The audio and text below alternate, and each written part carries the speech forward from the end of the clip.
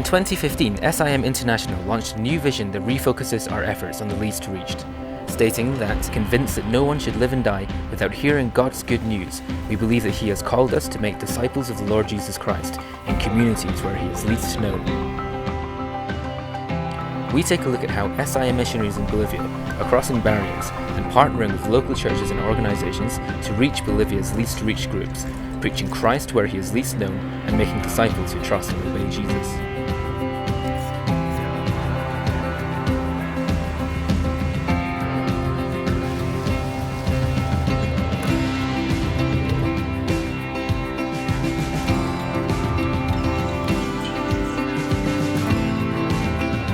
One of the most obvious challenges of reaching places like rural parts of the Chuquisaca is the difficulty of gaining access. Communities are spread out throughout the mountains, and the distances and the condition of the roads make getting in and out extremely difficult. We're travelling with the medical team and local pastors in the Cordillera de los Andes, but right now we have to wait for this river to die down before we can go any further. The purpose of this medical team is to provide medical care and to show and speak the gospel to all those we minister to. Over the space of a month, we were able to provide consultation, medicines, dentistry and physiotherapy, as well as counselling and prayer to over 600 people.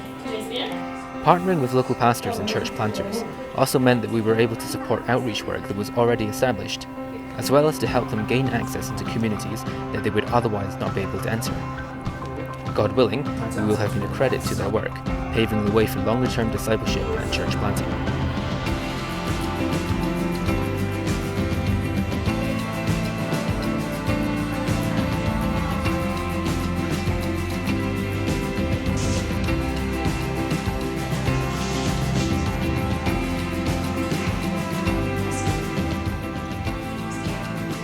Bolivia is a country of great diversity, which we witnessed firsthand as we travelled from the Quechua of the high altitude and bone-dry highlands to the Chiquitano of the hot and humid jungle environment of the Chiquitanía. The Chiquitanos are one of several least reached groups identified by SIM Bolivia. We're partnering with organizations like FRALIC, which is the Fraternity of Christian Indigenous Leaders, to bring medical teams to help strengthen the capacity of the church, the local church, to reach out to their own communities and the neighboring communities in practical ways with the gospel. This gives them more visibility and authenticity within the community to be able to later on go back and evangelize and plant churches in communities where there's no church yet.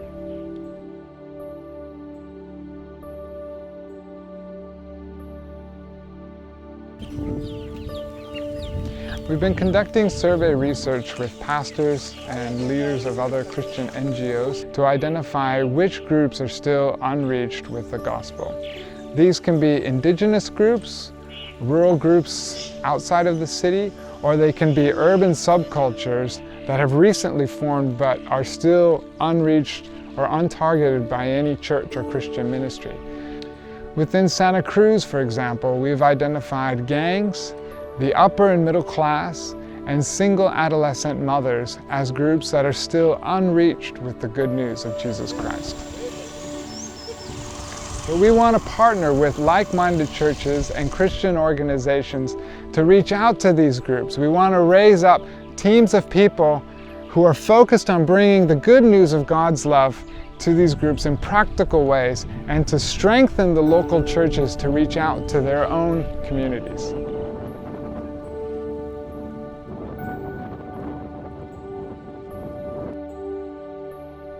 Of course, when we talk about reaching lesser reached groups and unreached groups, we're not just talking about ethnic groups, but also subcultures within society. And we're here in Potosí, in the mountain Cerro Rico, where one such subgroup are the miners.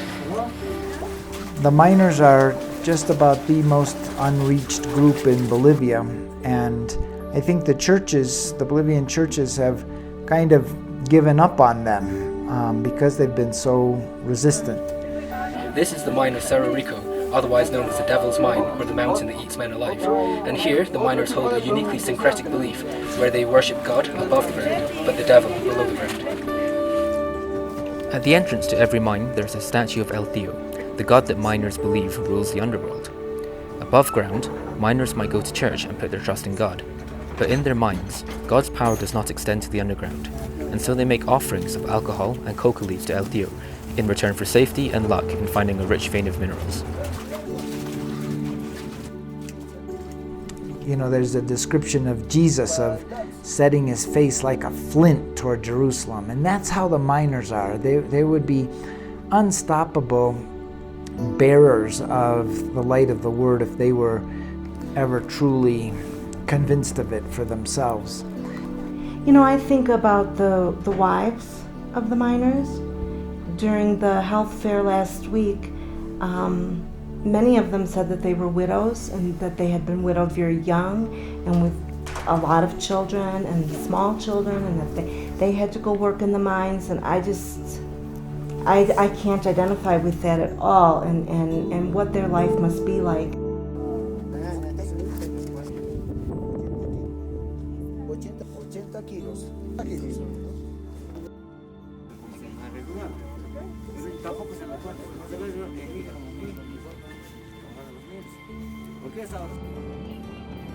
SIM's new vision has brought fresh impetus to identifying groups without Christian witness and to re-examining what barriers lie between them and the gospel.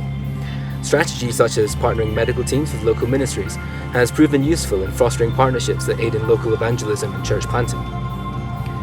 The signs are encouraging, and there's so much scope for potential ministry, but perhaps the most significant barrier of all is a lack of workers.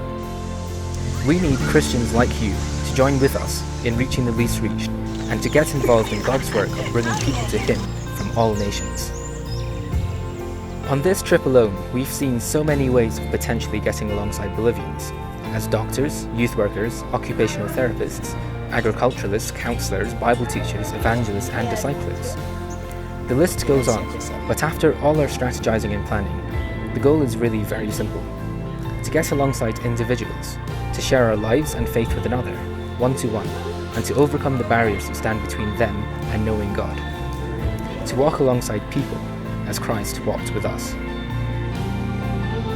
Man's maker was made man, that the bread might hunger, the fountain thirst, the light sleep. The way he tired on his journey, that the truth might be accused of false witness, the teacher be beaten with whips, that strength might grow weak, that the healer might be wounded, that life might die, and rising might redeem.